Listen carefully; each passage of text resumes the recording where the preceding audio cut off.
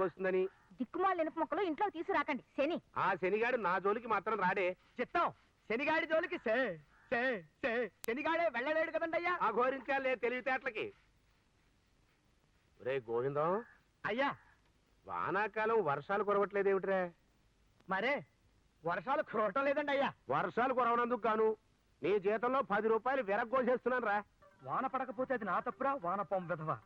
తొండం తెగిపోయిన గున్న ఏనుగు మొహలా మొహం చూడు. పోతావురా రే, నాశనమైపోతావు. మహాశయ, మా నాన్న తను చేసిన అప్పుకు గాను నన్ను మీ దగ్గర పనిలో కుదిర్చి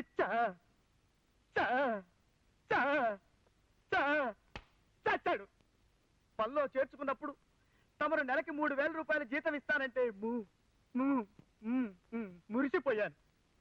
పాత బాకీలు వసూలు కానప్పుడు, పొలంలో పంట సరిగ్గా పండనప్పుడు, కొబ్బరికాయలు దిగుబడి తగ్గినప్పుడు, మీకు ఒంట్లో జబ్బు చేసినప్పుడు, మీకు జలుబు చేసినప్పుడు కొంత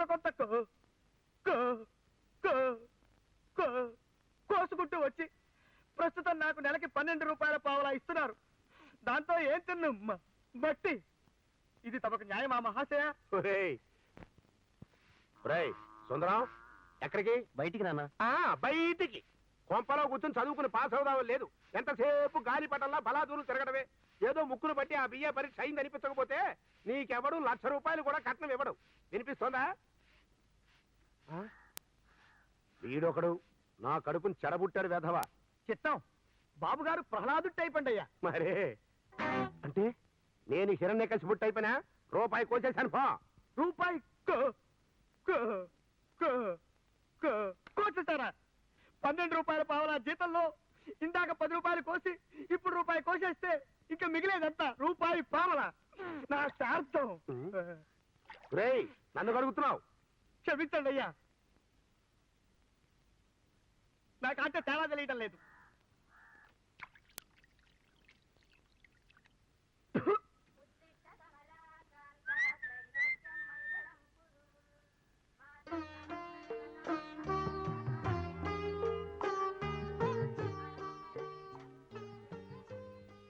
అన్నయ్య ఇంట్లోనే ఉన్నాడు.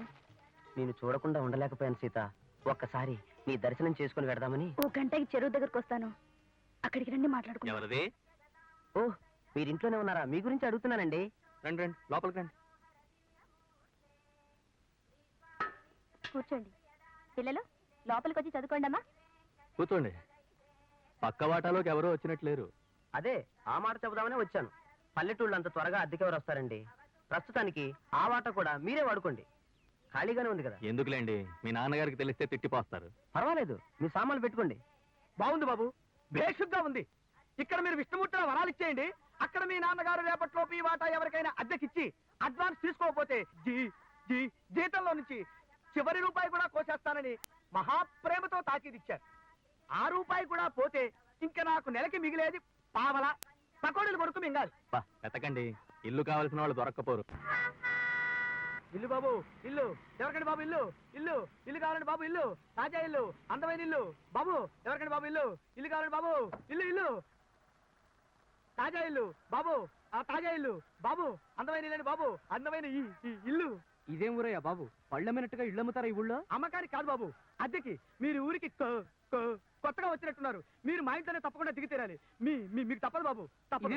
తప్పదు బాబు. బాబు బాబు బాబు, ఇదెక్కడ దౌర్జన్యం అయ్యా? నాకు కావాల్సిన అందమైన ఇల్లు వెతుక్కుని మరీ దిగుతాను. నన్ను వదిలి బాబు. 24 గంటల్లో ఆ ఇంట్లో ఎవరినైనా అదికి దిచ్చకపోతే నా జీతంలో రూపాయి కోసేస్తానని వార్నింగ్ ఇచ్చాడు మా ఓనరు. మీరు మా ఇంట్లోనే దిగి నా రూపాయి జీతం నిలబెట్టండి మహాశయ. బాబు బాబు బాబు, ఇదెక్కడ కూడా బాబు బాబు ప్లీజ్ మా ఇంట్లో దిగండి బాబు. బాబు ఎవరైనా బాబు బాగోదు. ఇదిగా లే చెప్తాం, లే. చూడు బాబు, నేను ఆలోచించి ఓ డెసిషన్కి వస్తాను. ఈ లోపు నువ్వు కళ్ళు మూసుకుని 1 నుంచి 100 దాకా లెక్క పెట్టగలవా? మీరు మా ఇంట్లో దిగుతానంటే 100 కర్మ బాబు. 1000 అయినా సరే చిటికలో లెక్క పెట్టేస్తాను. కళ్ళు మూసుకో, లెక్క పెట్టు. 1 శభాష్. 2 3 అలా 4 కరెక్ట్. 5 6 7 13 14 15 16 17 18 19. ఎవరైనా బస్ స్టాండ్ నుంచి జపం చేస్తున్నాడే, ఇంటికి వెళ్ళి చేసుకో. ఇదిగో బాబు, ఇట్రా.